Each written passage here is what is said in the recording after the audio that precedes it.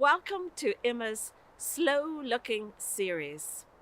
My name is Joan and I'm a member of the Visitor Engagement team. And I'm really looking forward to showing you some of IMMA's artworks. And most of all, I'm looking forward to taking a long, slow look together. Remember, in art, everything you think, everything you feel is valid. There are no right answers or wrong answers. So let's get started. Today I'm going to show you one of our outside sculptures. Do you recognize this piece from the IMMA Gardens? If you ever wandered down behind the Freud Center, you would have found this piece. It's kind of hidden away. You would be forgiven for not noticing it before. Let's take a close look. What do you see? What I'm walking through here are limestone blocks. Well, would you call them blocks or would you call them short pillars? They are about 1.5 meters high.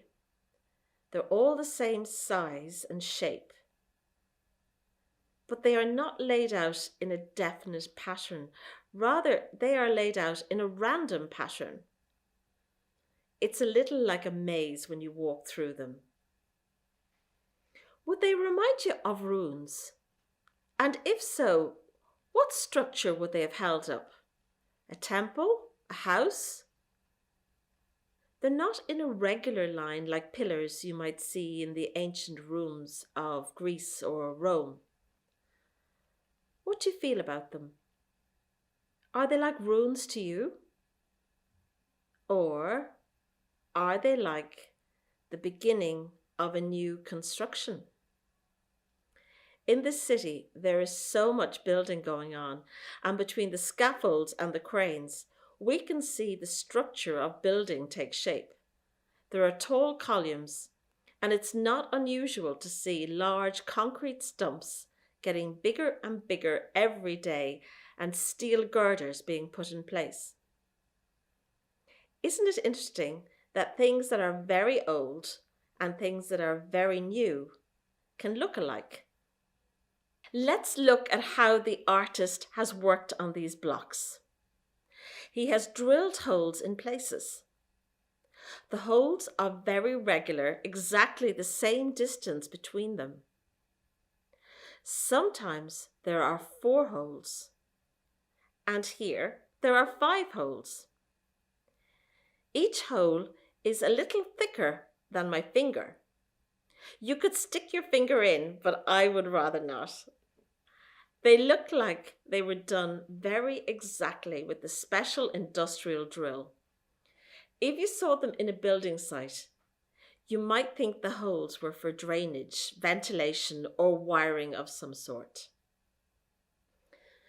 These pillars have been constructed from dark grey limestone. Some artists like to sculpt from limestone, but it is also used in building. You may even have it in your own home or garden. It's used for tiles, gravel, and decorative stone. Let's look at the actual stone, the material of the work. Limestone is composed of dead matter. It is made from layers of sediment from rivers or the seabed. It contains skeletons of fish, animals, shells, and vegetation. These layers of sediment are built up, pressurized, and compressed over thousands of years to produce limestone rock in various colors. Rocks have witnessed time, history, climate, geological changes, and all the various little life forms experienced living, eating, reproducing, flying, swimming, and now their remains are captured within the stone. The rock was then quarried, cut, sculpted, and placed here in Kilmainham, where it will continue to be part of time and history for perhaps hundreds more years. Stone is a fascinating material. It just keeps going. It never leaves the earth. Would you think of it as a living material or as a dead matter? The artist's name is Ulrich Rukreim. He is German and he lives in Cologne. He was born in 1938, just before the Second World War. He grew up in wartime. During the late 50s, he worked as a stonemason in the cathedral in Cologne. But later, in the mid-1960s, he decided to become a sculptor full-time. So, as an adult, he was witness to the reconstruction of Germany after the war. He saw destroyed buildings rebuilt. He is a very well-established artist and is exhibited all over the world.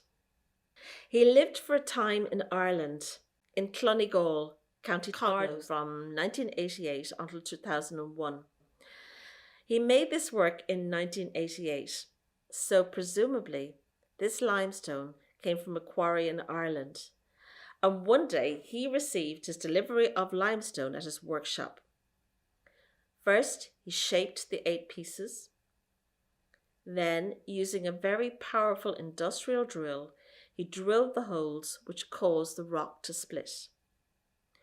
There would have been natural weak spots or fissures in the limestone, but you can imagine how the powerful tool caused the rock to crack and break when he began drilling.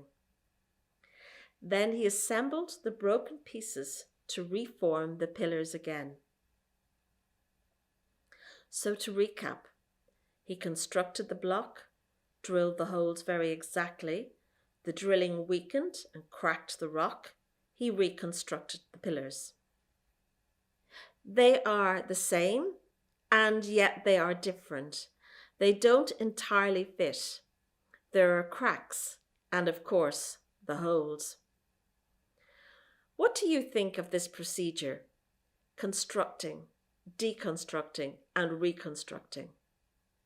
Do you have examples of processes like this in your life or work? Have you made something, pulled it apart, and put it together again? How did you find that experience? Was it better or worse after the process? It's a recurring process in our world and in life, isn't it?